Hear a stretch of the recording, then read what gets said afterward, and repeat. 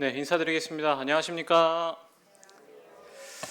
네, 항상 인사드릴 때 사랑하는 성도님들 하면서 인사하고 싶은데 이게 제가 잘 그렇게 입이 잘 안 떨어지는 걸 보니 저도 어쩔 수 없는 경상도 남자가 아닌가 생각이 듭니다. 오늘 같은 날 진짜 물 한 모금 마시고 시작을 해야겠죠. 오늘 미세먼지 수치 보고 진짜 깜짝 놀랐습니다. 저희가 울산 살면서 살짝 그 메리트하면 메리트랄 게 미세먼지가 그렇게 심하지 않은 동네인데 오늘은 거의 전국적으로 봤을 때도 울산이 진짜 심한 날이었죠. 그래서인지 모르겠지만 많이들 마스크를 쓰고 계신데 제가 퇴근길에 이제 아산로를 타고 이제 동구에서 이렇게 시내로 들어오는 코스인데 이제 아산로에서 이렇게 보면은 문수산 쪽으로 석양이 쫙 지면서 이렇게 도심이 싹 보여요. 근데 오늘은 정말 내려오면서 사진을 딱 찍으니까 진짜 누구한테 보여주면 이거 베이징 시내 사진으로 해도 믿을 정도로 황사가 좀 심했던 날이었습니다.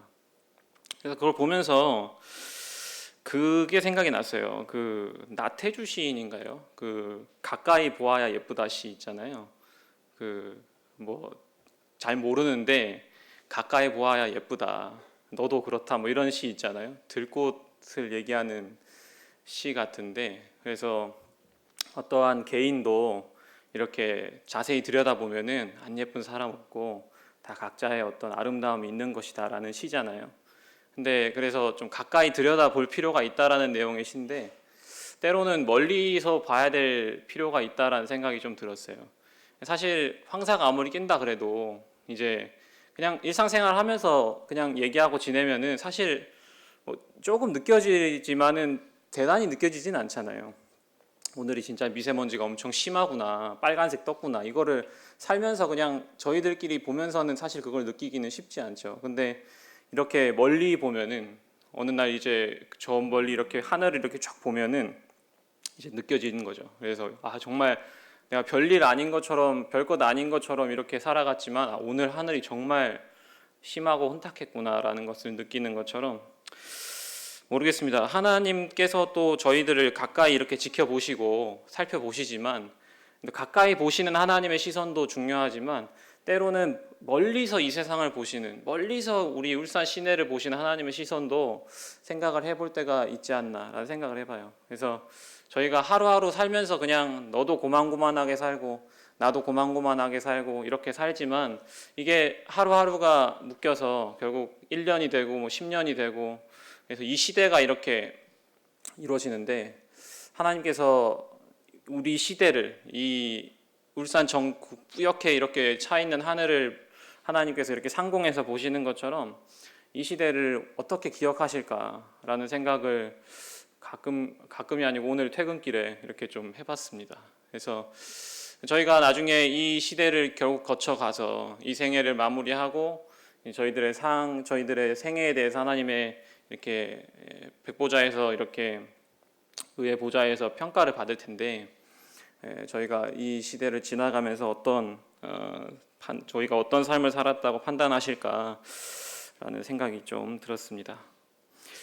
지난주에는 제가 개인적으로 2022년과 23년을 지나가면서 개인적으로 조금 힘들기도 했고 좀 이렇게 좀 아쉬운 점이 많았던 한 해였는데 그런 걸 겪으면서 이제 여호수아서에 나오는 그 악사의 이야기를 좀 드렸었습니다. 그래서 갈렙의 딸이었던 악사가 이렇게 온니엘이라는 남자와 결혼해서 이제 네겝으로 이렇게 내려가는데 근데 그냥 시집 가는 게 아니라 이제 악사는 세 가지를 알고 그 네겝 땅으로 내려간 거였어요. 일단은 첫 번째는 자기가 어디로 가는지를 알고 있었고 두 번째는 가서 무엇을 하고 어떻게 살아야 되는지 알고 있었고 그리고 세 번째는 자기가 필요한 것이 누구한테 구해야 되는지 알고 있었다. 그래서 악사는 그 메마른 네겝 땅으로 가면서 그냥 자기가 먹고 살려고 가는 게 아니라 정말 어떤 셈이 필요하다. 아버지에게 셈을 구하자라고 하면서 이제 남편에게도 먼저 얘기하고 그리고 시집 가는 날 나귀에서 딱 내려가지고 이게 절하는데 그냥 이게 사뿐히 내려가지고 이렇게 고개 숙이는 게 아니라 사사기에 있는 다른 말씀에 보면은 이게 납작 이렇게 엎드리는 것을 좀 짐작해 보면서 악사는 그 세 가지를 알고 있었기 때문에 아버지에게 이렇게 간절하게 셈을 구했다라는 부분들에 대해서 설명을 좀 드렸었습니다.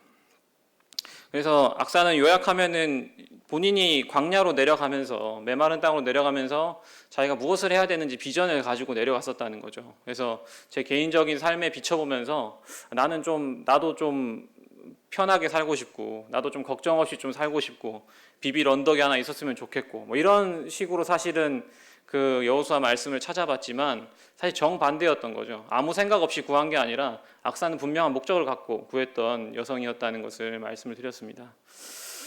그래서 요컨대 광야로 갈 준비가 되었느냐, 그리고 가서 무엇을 할 것이냐, 이런 결론을 얻었었는데, 오늘은 이것에 이어서 광야로부터 좀 이야기를 이어가 보고자 합니다.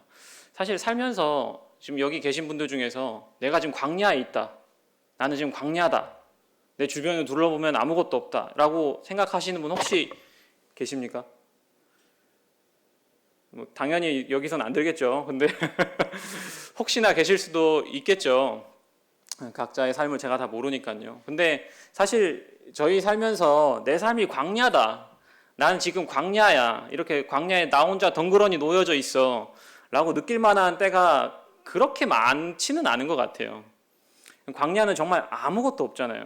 뭐 의지할 만한 곳은 아무것도 없기 때문에 광야가 하나님의 수많은 사람들 배출했던 곳인데, 저희들이 일상생활하면서 광야를 가야 된다라는 생각을 하는데, 제 삶 속에서 그렇게 광야였던 적이 있던가 라고 생각하면은 별로 없었던 것 같아요. 뭐 엄청 힘들었을 때는 있었죠. 개인적으로 뭐 이런저런 일들로 힘든 적은 있었지만, 진짜 어떤 가족이 정말 아프다든지 정말 인생에 걸쳐서 정말 절체절명의 어떤 위기 상황이 아닌 이상은 본인의 삶을 광야로 비유하기는 참 힘든데, 그러면은 우리는 도대체 어디로 가야 되는 것이냐? 하나님을 섬기긴 섬겨야 되고 세상에 등지고 살아가야 되는 게 하나님의 뜻이라는 것을 어느 정도 알지만, 우리는 도대체 어디로 가는 것이냐? 정말 속세로 떠나야 되는 것이 속세를 벗어나야 되는 것이냐, 뭐 그런 생각이 좀 들었어요. 그래서 우리에게 있어서 나는 지금 광야에 살고 있지 않은데 하나님을 좀 더 잘 섬기기 위해서 난 어디로 가야 될까라는 부분들을 생각해 보면서 조금 말씀들이 생각이 났습니다. 사실 광야를 가는 이유가 뭘까요? 수많은 하나님의 사람들이 광야에서 배출된 이유가 뭘까요? 아까 말씀드렸던 것처럼 광야는 아무것도 사실 없잖아요. 그래서 이제 바라봐야 되는 곳은 하나님밖에 사실 없지 않습니까? 그래서 저희가 유명한 찬양에도 이제 광야라는 찬양의 내용이 참 많이 있는데, 그래서 광야의 특징은 하나님만 바라볼 수밖에 없는 곳이 광야고, 그렇기 때문에 수많은 사람들이 그곳에서 하나님을 발견하는 것이죠. 그래서 다시 생각해 보면은 우리는 결국은 하나님을 보기 위해서 어디론가 가고 살아가고 라고 좀 요약을 할 수 있을 것 같습니다. 예전에 한 형제님께서 성경에 나오는 영광이라는 단어가 무슨 뜻인 줄 아느냐, 영광, 글로리, 영원한 빛, 이 영광이라는 단어가 어떤 뜻이냐라고 청년 캠프였는데 청년들에게 질문을 했어요. 근데 청년 중에 그것을 똑부러지게 대답하는 청년이 없었죠. 그래서 어떻게 영광이라는 단어도 모르고 성경책을 읽어왔냐 이러면서 설명을 하시기를, 성경에서 말한 영광이란 하나님은 보이지 않는데 뭔가 보이지 않는 하나님의 어떤 속성이 보여지는 것, 그것이 영광이다 라고 말씀을 하시더라고요. 그래서 영광과 광야의 뜻을 잘 이어보면은, 광야는 아무것도 없기 때문에 오직 하나님만 바라볼 수밖에 없고, 거기서 평소에는 볼 수 없었던 하나님의 어떠하심을 볼 수 있는 곳이 광야라면, 저희가 굳이 꼭 광야를 고집할 필요가 있는 것이 아니라 하나님의 영광을 도대체 우리가 어떻게 볼 수 있을까? 어떻게 하면 하나님의 영광을 볼 수 있을까? 하나님의 영광을 체험할 수 있을까? 높여드릴 수 있을까? 그런 방향으로 가는 것이 광야를 찾아가는 이유와 똑같다라는 생각이 좀 들었습니다. 그래서 요컨대 광야라는 곳은, 그러니까 꼭 우리가 어떠한 선교사가 되어야만, 아니면 전심 사역자가 되어야만 광야로 가고 하나님의 영광을 볼 수 있다, 이런 게 아니라는 거죠. 예전에 전국 청년 캠프 하러 최문수 형제님 오셨을 때 그 캠프가 일요일부터 시작했던가요? 그래서 토요일에 청년회를 같이 했었는데 질의응답 시간이 있었어요. 그래서 질의응답 시간에 이런저런 질문을 하는데 형제님이 자기네 선교지가 너무 좋대요. 그래서 너무 편하대요. 그래서 제가 사회를 보고 있었는데 진짜 좀 벙쪘어요. 순간 위에서 예? 이런 느낌이었어요. 그래서 왜 그러시냐 그러니까 다른 생각을 할 필요가 없다는 거예요. 거기는. 그래서 너무 좋다는 거예요. 그래서 그러니까 제가 생각하는 선교지의 이미지는 물론 다른 생각을 할 수 없어서 힘들지만 그래도 버틸만 하다, 뭐 이런 정도의 느낌인데 그분은 그게 너무 좋다는 거예요. 그래서 또 가고 싶다는 거예요, 거기로. 그래서 그게 적잖이 충격이었죠. 그래서 여하간 저희가 결국은 일선에서 뭐 선교사로 일하든지 뭐 전심사역사로 일하든지 아니면은 그냥 저처럼 직장 가지고 각자의 은사를 따라서 섬기든지 결국은 어디를 가든지 어떻게 하면 우리는 하나님의 영광을 체험하고 볼 수 있을까? 그것이 바로 광야로 가는 방향과 일맥상통하다라는 생각이 들었습니다. 그래서 오늘은 하나님의 영광을 완전히 잃어버렸었던 사람들이 하나님 영광되고 예배를 드릴 수 있었던 그 포로 귀환, 1차 포로 귀환에 있었던 스룹바벨에 대한 이야기를 좀 해보려고 합니다. 혹시 스룹바벨과 여호수아를 아십니까? 스룹바벨과 여호수아. 스룹바벨은 아시죠? 여호수아도 아시죠? 근데 스룹바벨과 여호수아는 모르시죠? 죄송합니다. 스룹바벨과 여호수아에 대해 제가 좀 빠지기 시작했어요. 예전에는 어떤 신앙, 그 성경책을 볼 때 어떤 신앙 영웅들에 대해서 많이 좀 봤었던 것 같아요. 뭐 다윗이라든지 뭐 모세라든지 뭐 이런 사람들에 대해서 당연히 볼 수밖에 없잖아요.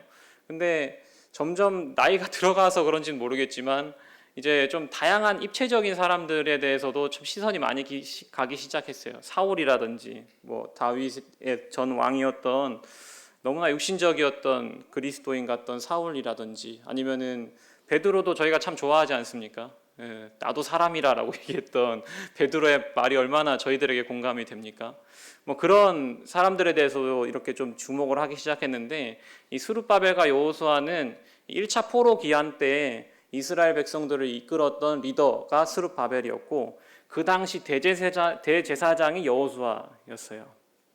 그래서 이 두 사람이 이제 바벨론으로부터 페르시아로부터 이렇게 백성들을 이끌고 이렇게 돌아오는 그 리더격으로 일을 했던 사람이죠. 저희가 보고자 하는 말씀은 학개서입니다. 학개서 1장 한번 가보도록 하겠습니다. 성경지 1310페이지입니다.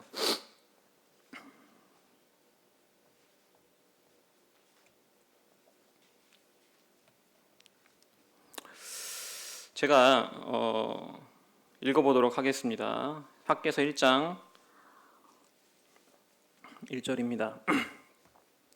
다리오 왕 제2년 여섯째 달 곧 그 달 초하루에 여호와의 말씀이 선지자 학개로 말미암아 스알디엘의 아들 유다 총독 스룹바벨과 여호사닥의 아들 대제사장 여호수아에게 임하니라. 이르시되 만군의 여호와가 이같이 말하여 이르노라. 이 백성이 말하기를 여호와의 전을 건축할 시기가 이르지 아니하였다 하느니라. 여호와의 말씀이 선지자 학개에게 임하여 이르시되 이 성전이 황폐하였거늘 너희가 이때 판벽한 집에 거주하는 것이 옳으냐. 그러므로 이제 만군의 여호와가 이같이 말하노니 너희는 너희의 행위를 살필지니라. 너희가 많이 뿌릴지라도 수확이 적으며 먹을지라도 배부르지 못하며 마실지라도 흡족하지 못하며 입어도 따뜻하지 못하며 일꾼이 삭을 받아도 그것을 구멍 뚫어진 전대에 넣음이 되느니라. 8절까지 읽어보도록 하겠습니다. 만군의 여호와가 말하노니 너희는 자기의 행위를 살필지니라. 너희는 산에 올라가서 나무를 가져다가 성전을 건축하라. 그리하면 내가 그것으로 말미암아 기뻐하고 또 영광을 얻으리라. 여호와가 말하였느니라. 배경을 조금만 설명을 드리도록 하겠습니다. 잘 아시는 것처럼 유다는 BC 586년에 멸망을 했습니다. 바벨론 제국에게 멸망을 해서 느부갓네살 왕으로부터 이제 수많은 이제 사람들이 죽고 많은 사람들이 포로로 잡혀가서 이제 바벨론 땅에 살게 됩니다. 그 기간이 대략 70년이 되죠. 70년이 됩니다. 그래서 이때 저희가 읽었던 말씀 이때 이제 스룹바벨과 아까 말씀드렸던 대제사장 여호수아가 백성 5만 명 정도를 이끌고 이렇게 첫 번째로 이제 예루살렘으로 돌아오게 됩니다. 때는 이제 제국이 바뀌어서 바벨론 제국도 망하고 페르시아 제국에 들어서서 페르시아 제국의 왕이었던 고레스가 이렇게 칙령을 내려서 돌아가도록 이렇게 명령을 합니다. 그때가 BC 538년 정도가 됩니다. 그래서 유다가 망한 지 대략 한 5, 60년 정도가 지난 때였습니다.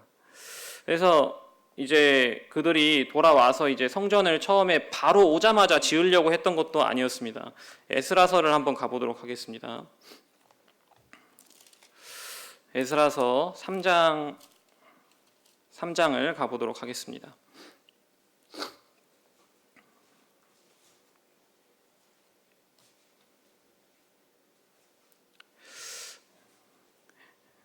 에스라서 3장 1절부터 3절까지 제가 읽겠습니다. 이스라엘 자손이 각자의 성읍에 살았더니 일곱째 달에 이르러 일제히 예루살렘에 모인지라. 요사닥의 아들 예수아와 그의 형제 제사장들과 스알디엘의 아들 스룹바벨과 그의 형제들이 다 일어나 이스라엘 하나님의 제단을 만들고 하나님의 사람 모세의 율법에 기록한 대로 번제를 그 위에 드리려 할세 무리가 모든 나라 백성을 두려워하여 제단을 그 터에 세우고 그 위에서 아침 저녁으로 여호와께 번제를 드리며. 그래서 백성들이 예루살렘 땅으로 돌아왔지만 5만 명이나 되는 사람들이 그냥 일단 흩어져 살았던 것으로 보입니다. 3장 1절에 가보시면은 이스라엘 자손이 각자의 성읍에 살았다고 되어 있는데 그달 한 중간이 되는 일곱째 달에 모여서 비로소 이제 모여서 예배다운 예배를 드리게 되는데 그때가 처음 번제를 드리던 때였습니다.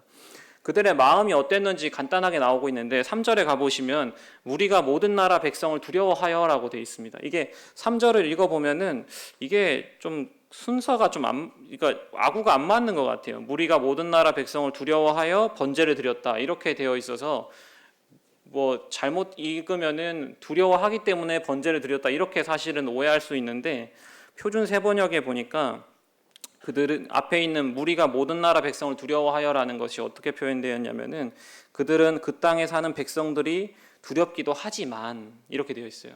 그들은 그 땅에 사는 백성들이 두렵기도 하지만 이제 그 터에 세우고 아침 저녁으로 번제를 드렸다 이렇게 나와 있습니다. 그래서 사실 그러니까 평범한 인물은 아니죠. 스룹바벨과 여호수아라는 사람이 평범한 인물은 분명 아닙니다. 5만 명이나 되는 사람들을 이끌고 이제 본토로 돌아오는 일 자체가 쉬운 일이 아니죠. 그래서 그렇긴 하지만 그들의 마음이 뭐 우리가 흔히 보는 신앙에 많은 어떤 성경 인물의 영웅들처럼 뭐 이렇게 흔들림이 없고 믿음이 꺾이지 않고 막 그렇지는 않았던 것으로 보여요. 일단은 칙령이 때려졌고 우리가 갈 때가 돼서 가긴 갔지만 막상 도착해서 이렇게 가차없이 이렇게 바로 성전까지 팍 지으지는 못하고 일단 와서 어떡하지 하다가 일단 각자 고향에서 좀 살다가 다음에 좀 생각해보자 그래가지고 살면서 있다가 이제 겨우 와서 이렇게 번제를 드리는 것이 그들의 모습이었다는 것입니다. 그래서 온 지가 상당한 시간이 돼서야 제사를 드렸고 그리고 결국은 이제 3장 8절에 가보시면은 이제 2년 둘째 달에 그러니까 3장 첫 번째 보니까 일곱째 달에라고 했었죠. 2년 둘째 달이면은 거기서도 한 반년이 지났죠. 그래서 그 반년이 지난 후에야 이제 성전 건축을 시작을 합니다. 그래서 이제 사람들이 모여서 이제 성전 건축을 시작하는데 저희가 흔히 알고 있는 유명한 말씀이 3장 13절이죠. 12절, 13절.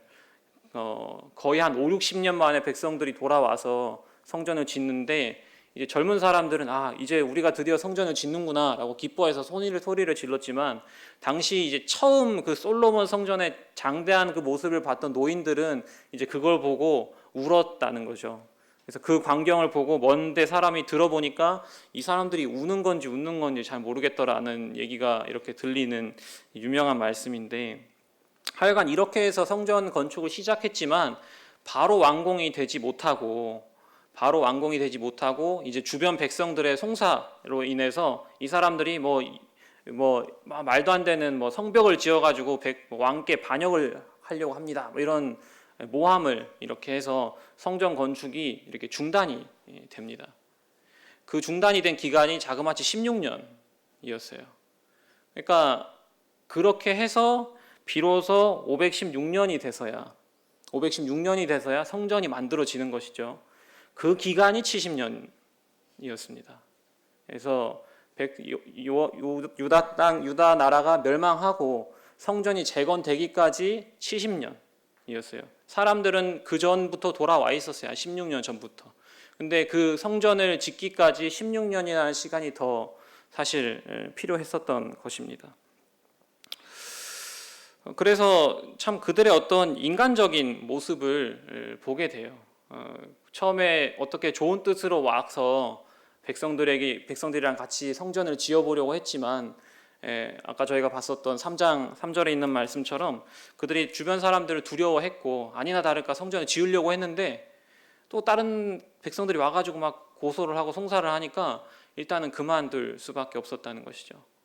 저희가 봤었던 학계는 그 16년이 지나고 이제 학계와 이제 스가랴 선지자가 나타나서 이제 스룹바벨과 여호수아에게 권면하는 내용입니다. 다시 한번 돌아가서 학계서 2장 3, 4절을 한번 보면 좋을 것 같습니다.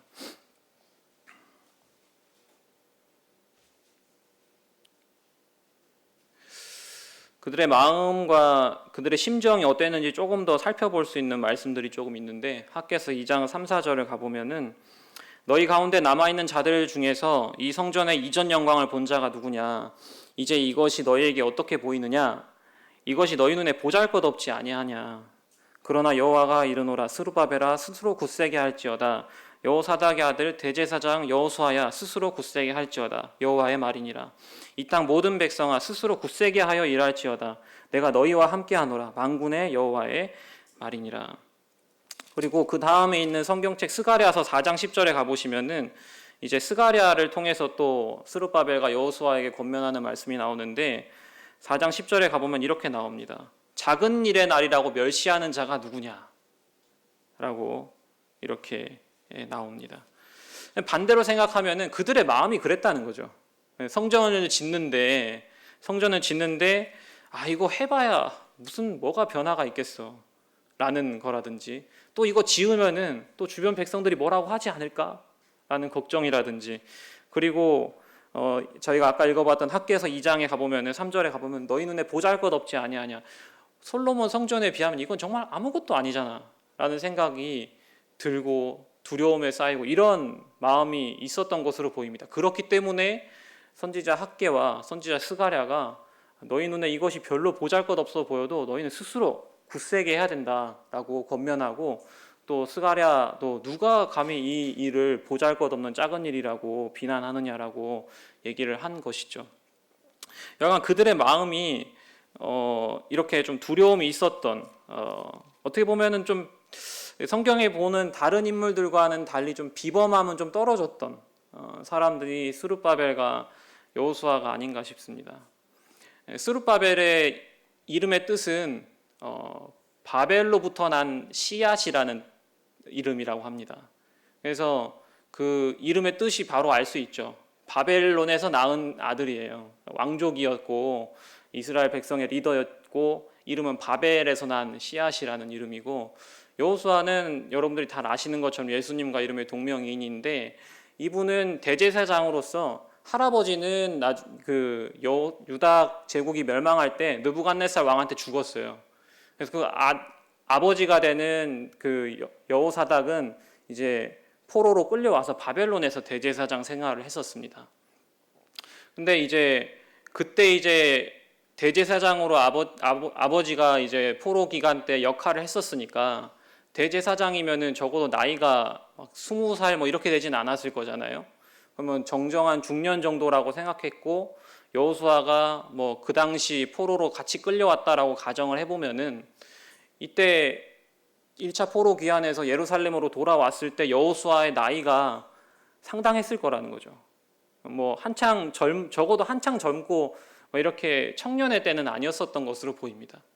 아버지가 포로 기간 때 대제사장으로 활동하셨던 분이니까 70년, 50몇 년의 세월이 끝나서 예루살렘으로 돌아왔을 때는 본인도 이미 중년을 지나가고 있고, 그리고 처음에 지을 때면 모르겠는데 16년이 지났으면 더 노인이 됐을 거 아니겠어요. 그래서 오늘날이랑 달리 그 당시 70살 이러면은 또 완전 노인이셨을 거잖아요. 그래서 그러한 사람들이었다는 것이죠. 그래서 인간적으로 봤을 때 그냥 어떤 성경의 다른 인물들처럼 이렇게 비교해 봤을 때 그들은 뭐 겉보기에 그다지 막 이렇게 뭔가 따르고 그렇게 할 만한 사람이 아닌 걸로 이렇게 보여지는 게 사실입니다. 근데 그것은 인간적으로 보는, 저희들이 그런 사람의 조건을 보는 인간적인 시선이죠. 근데 하나님께서 이 두 사람을 보는 시선은 엄청 달랐다라는 것입니다. 그래서 2장 저희가 아까 봤었던 것처럼 학개서 2장 4절에 가보면은 스스로 굳세게 할지어다 라고 이야기를 하고, 2장 20절에 가보시면은 이제 스룹바벨에게 이렇게 말하는데, 너는 유다 총독 스룹바벨에게 말하여 이르라 내가 하늘과 땅을 진동시킬 것이다. 이렇게 하면서 23절 마지막 절에 가보시면은 스알데알의 아들 내 종 스룹바벨아 여호와가 말하노라 그날에 내가 너를 세우고 너를 인장으로 삼으리니 이는 내가 너를 택하였음이니라 만군의 여호와의 말이니라 하시니라. 그리고 스가랴서에 가보면은 이제 여호수아 말씀 시간이 많이 없어서 다 읽지는 못하지만 여호수아가 엄청 보잘것없는 옷을 입고 있어요. 환상 속에서 정말 꾀죄죄한 옷을 입고 있는데 하나님께서 그것을 천사를 시키셔서 벗기셔서 정말 멋진 옷으로 딱 갈아입히고 머리에 이제 금관을 딱 씌우는 거예요. 여호수아 대제사장에게. 그래서 인간적으로 봤을 때 그들의 조건은 뭐 대단치 다른 성경의 인물들에 비해서 대단치 않은 것으로 보입니다. 뭐 아론과 같은 대제사장이라든지 비느하스 같은 뭐 유명한 일화를 남겼던 대제사장이라든지 모세라든지 뭐 다윗이라든지 그런 민족의 리더나 유명한 대제사장 같은 그런 인물들은 아니었을지라도 하나님께서 그들을 보는 시선은 그들 못지않은 시선이라는 것을 볼 수가 있는 것입니다. 왜냐하면은 하나님께서 그 두 사람을 택하셨거든요. 왜냐하면 그 두 사람을 통해서야만 성전을 짓고 그렇게 성전을 지어야만 하나님께서 예언하셨던 70년이 돼서 백성이 돌아오겠다라는 말씀을 성취할 수 있었다는 것입니다. 그래서 인간적인 연약함 뭐 그런 것에 주목할 것이 아니라 우리가 하나님께서 이 사람을 어떻게 보시느냐, 하나님께서 우리의 역할에 대해서 그 인물의 역할에 대해서 어떻게 보시느냐가 더 중요한 것이라는 것을 생각해 보게 됩니다.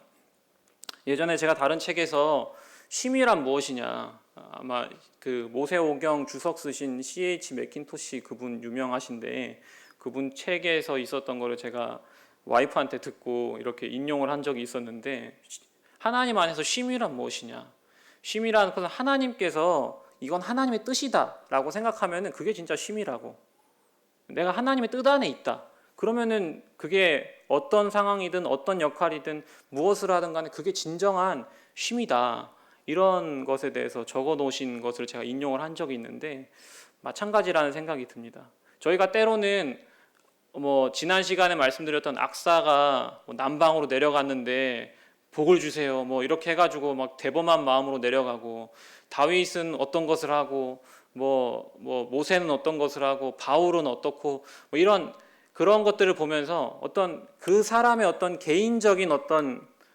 출중함이라고나 할까요? 인격적인 출중함, 뭔가를 잘하고 뛰어나고 이런 부분들에 집중하면서 결국 한켠에 생각나는 것은 나는 저 사람만큼은 못하잖아.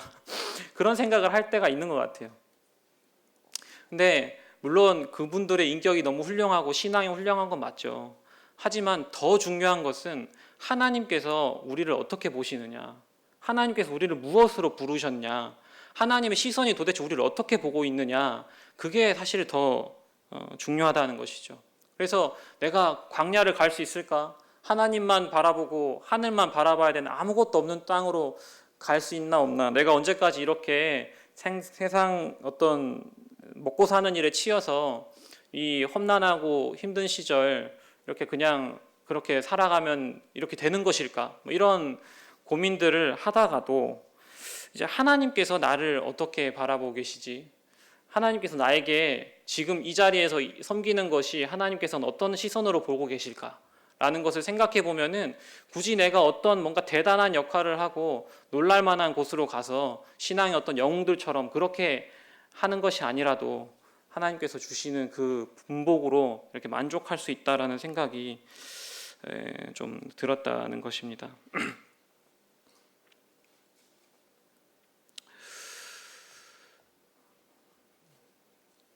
그래서 제가 처음에 초두에 결국은 광야로 가든 어느 곳으로 가든 중요한 것은 하나님의 영광을 이렇게 보는 것이 우리 신앙의 방향이 돼야 되고, 어디에 있던 간에 하나님께서 영광 받으시고 드러나는 것이 중요하다라는 것에 대해서 간단하게 설명을 드렸는데, 그러다 보니까 사실 생각이 난 말씀이었거든요. 왜냐하면 이들이 하나님 영광을 잃어버렸다가 이제 돌아와서 성전이라는 것을 처음 짓는 과정이었잖아요. 저희가 아시는 것처럼 1차 포로기한, 2차 포로기한, 3차 포로기한 이렇게 세 번에 걸쳐서 이렇게 이스라엘 백성들이 고국으로 돌아오는데, 첫 번째는 저희가 봤었던 지금 있는 스룹바벨의 1차 포로기한 와서 제단을 쌓고 성벽을 올리고 성전을 짓고, 두 번째 2차 포로기한은 이제 에스라가 오죠. 에스라가 와서 이제 백성들의 영적인 부패상에 대해서 이렇게 회파하는 일들을 하고, 세 번째 이제 느헤미야가 와서 이제 백성의 예루살렘의 성벽을 이렇게 짓는데, 이게 묘하게 저희들 신앙생활의 어떤 중요한 부분들과 좀 맞닿아 있다라는 생각이 좀 들었어요. 일단 스룹바벨이 와서 제사부터 이렇게 드리지 않습니까? 제사부터 드리고 그 다음에 좀 시간이 흘렀지만 성전을 올리죠. 성전을 올려서 이제 공식적으로 매년 이 시기에 모여서 드릴 수 있는, 예배를 드릴 수 있는 장소가 이렇게 드디어 만들어지죠.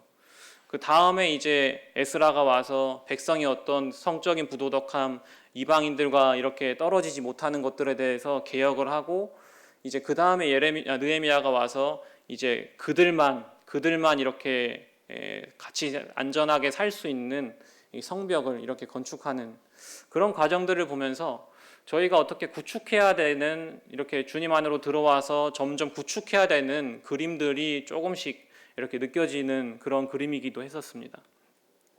근데 그 과정에서 성전이라는 것은 참 중요하구나라는 생각이 들었었습니다.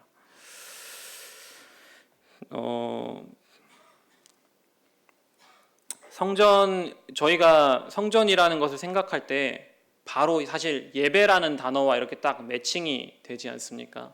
그래서 그리스도인의 주요한 이제 역할, 그리고 꼭 의무 중에 하나가 저희가 예배를 이렇게 드리는 것인데, 참 예배를 드리는 것을 이렇게 생각하면서 요새 진짜 진정한 순전한 예배 드리기가 참 어렵다는 생각을 많이 좀 해보게 됩니다. 성도님께 여쭤보고 싶은 게 저만 그런가 싶어서 여쭤보고 싶어요. 요새 충분히 생각할 시간 갖고 계십니까? 생각할 시간 충분히 있으십니까? 좀 해주시면 안 돼요? 끄덕거리고 이거라도 해주시면 안 돼요? 저랑 눈 마주친 분 이렇게 해주시면 안 돼요? 저는 좀 없어요. 제가 요새 애 키운다고 바빠서 그럴 수도 있는데, 그래서 참 요새 생각할 만한 시간이 정말 없더라고요. 생각이라는 걸 할 수 있는 시간 자체가 별로 없어요. 생각은 다른 말로 표현하면 묵상인데, 묵상이라는 걸 할 수 있는 시간 자체가 없어요. 뭐가 그렇게 바쁜지 모르겠어요. 요새 저희 청년회에 전해졌던 말씀도 그렇고 요새 떠오르는 말씀이 뭐였냐면은 잠언 4장 23절입니다. 무릇 모든 지킬 만한 것 중에 더욱 뭘 지키라고 했죠? 더욱 내 마음을 지키라. 생명의 근원이 이에서 난다라는 말씀이 잠언 4장 23절인데, 이 말씀의 전후를 살펴보면은 이 잠언 4장 23절은 모든 지킬 만한 것 중에 더욱 내 마음을 지키라. 생명의 근원이 이에서 난다라고 해서 자칫 이렇게 읽다 보면은 마음을 지키면은 생명의 근원이 나니까 복음도 잘 전하고 뭐 좀 더 영적이어지고 막 이런 말씀인가라는 생각을 해보게 되는데, 가만 살펴보면은 이거는 굳이 영적인 걸 떠나서 사실 당연한 상식이거든요. 모든 지킬 만한 것 중에 내 마음을 지켜야 되는 이유는 그 생명의 근원이 이에서 난다라는 것은 저희들의 생명력이 뭔가 어떤 정말 의도와 어떤 생기 있는 삶이 거기서 나온다라는 거예요. 굳이 이거는 그리스도인이 아니더라도 똑같은 말이거든요.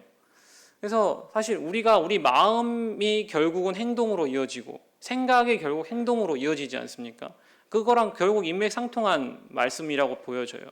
근데 이 앞에 있는 모든 지킬 만한 것 중에 더욱 내 마음을 이라고 되어 있기 때문에, 이것은 다시 표현하면은 모든 지킬 만한 것 중에 더욱 내 마음을 지키라 라는 것은 가치가 요만큼이라고 있는 것을 비교했을 때 가장 하여간 정말 가치가 요만큼 있는 거랑 내 마음이랑 비교해도 하여간 내 마음을 지켜야 된다는 거거든요.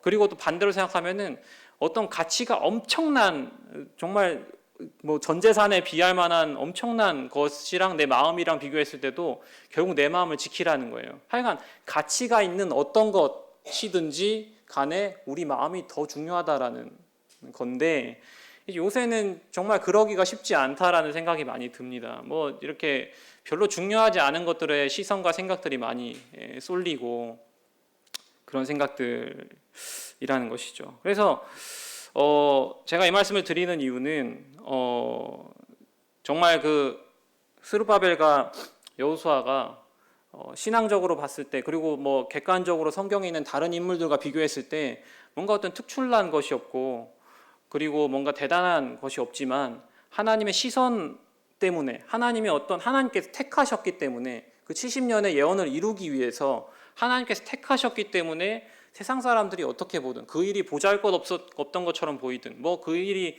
뭐 대단치 않은 것처럼 보이든 그거랑 상관없이 하나님은 그 두 사람을 높이 쓰셨거든요. 그래서 스가랴서 말씀이나 학개서 말씀 보면은 그 사람들이 정말 위대한 사람처럼 보이거든요. 객관적으로는 그렇지 않아 보일지라도. 근데 그들이 결국은 하나님의 시선을 외면하지 않고 16년이나 지났지만 결국은 성전을 완공을 하지 않습니까? 지켜낸 거예요.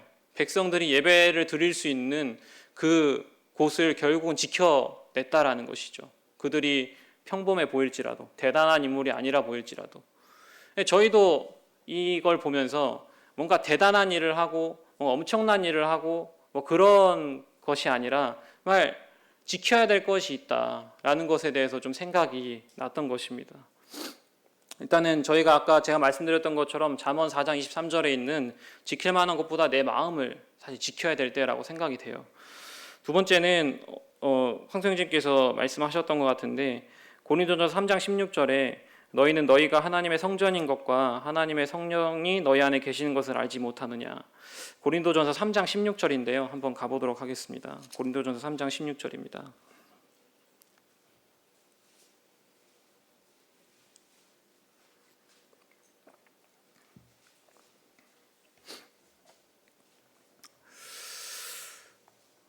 신약성경에 이제 그 서신서에 성전이라고 표현된 단어로 있는 요절이 한 세 가지 정도가 있는데, 첫 번째가 이제 고린도전서 3장 16절 너희가 하나님의 성전인 것과 하나님의 성령이 너희 안에 계시는 것을 알지 못하느냐 말씀입니다. 여기서 말하는 성전과 그리고 이제 고린도전서 6장에 나오는 성전과 그리고 에베소서 2장에 나오는 성전이 조금씩 비슷하면서 노리는 부분이 조금씩 다르다는 생각이 좀 들었습니다.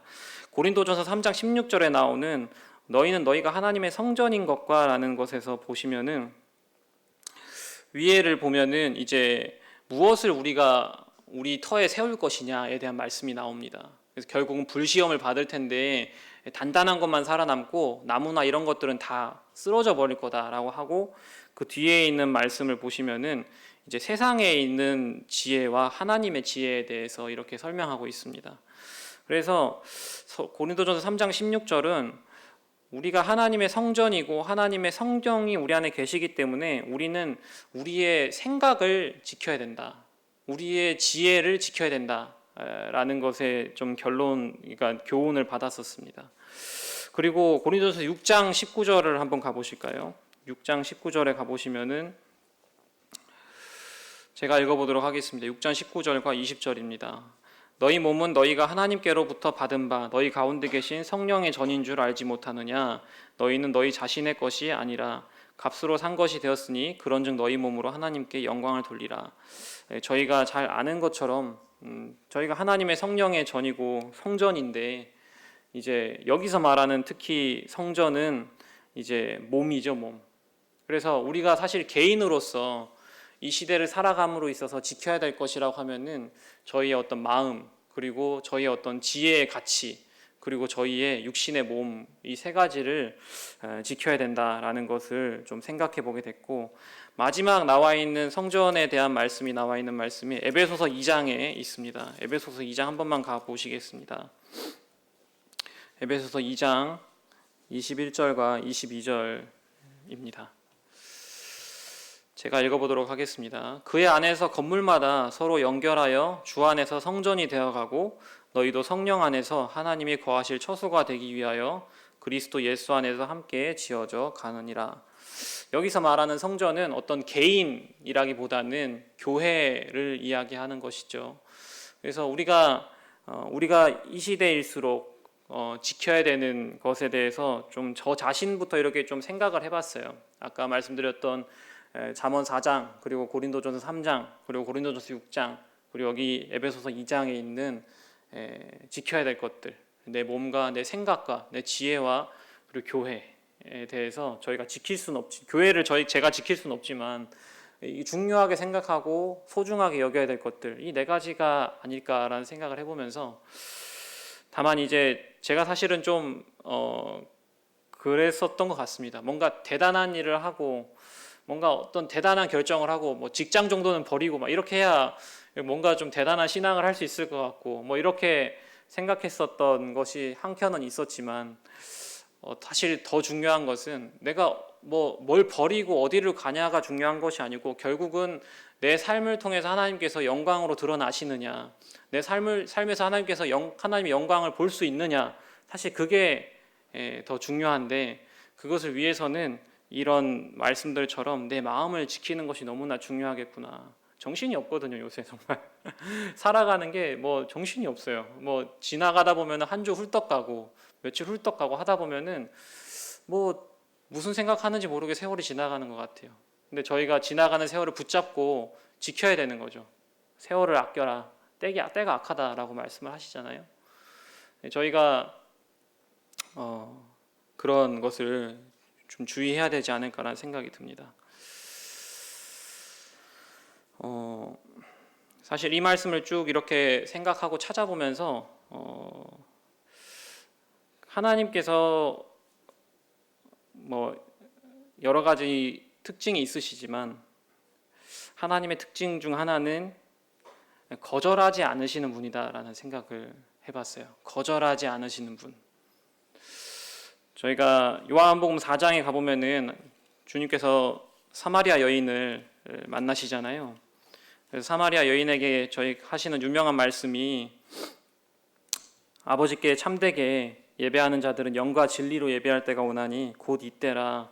아버지께서는 자기에게 이렇게 예배하는 자들을 찾으신다 라고 하셨지 않습니까? 그 말인즉슨 영과 진리로 예배하는 자들은 하나님께서 결코 거절하지 않으신다라는 것이죠.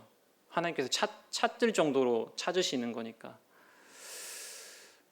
그래서 좀 사실 이 말씀들을 이렇게 준비해 보면서 제가 교회에서 사실 이것저것 많이 합니다. 사회도 보고 찬양 사회도 보고 청년의 교사도 하고 뭐 필리핀 송금도 하고 뭐 이런저런 일들을 많이 합니다. 근데 가만 생각해 보니까 이게 정말 하나님께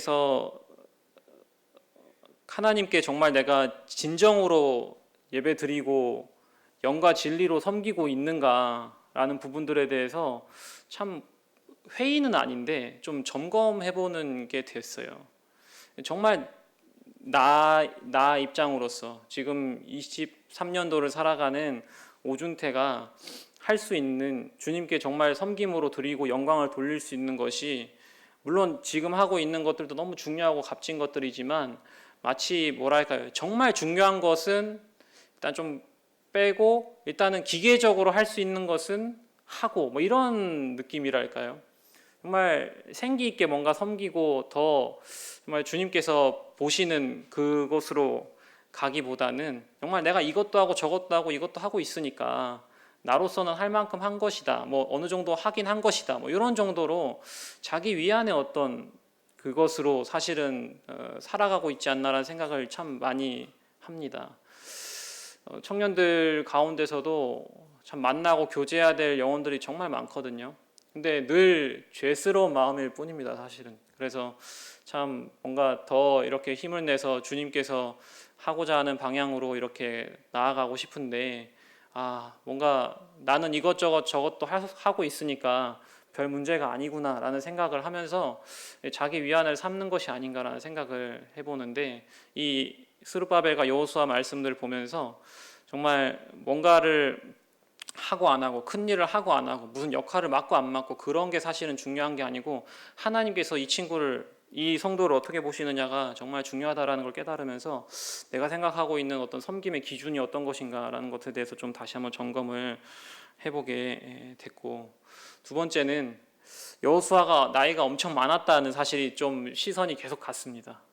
그래서 그 당시 대충 짐작해봐도 한 50대는 무조건 넘었을 거고 도착했을 때, 그리고 16년이 지나서 성전을 재건할 때 이제 16년이 지났으니까 또 노인주를 바라보고 있는 대제사장 여호수아, 그냥 겉보기에는 별 볼 일 없어 보이는 그 사람이지만 그 사람이 와서 처음에 비록 늦었지만 일곱째 달 되는 때 제사를 드렸거든요.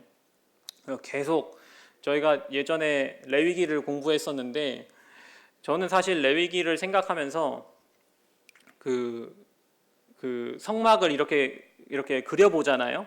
이렇게 만약에 제가 양 한 마리를 끌고 성막에 들어가면은 이제 무슨 일이 벌어질까 뭐 이런 생각을 해봤는데 말씀을 이렇게 보면서 공부를 해보니까 제 상상과는 많이 다르더라고요.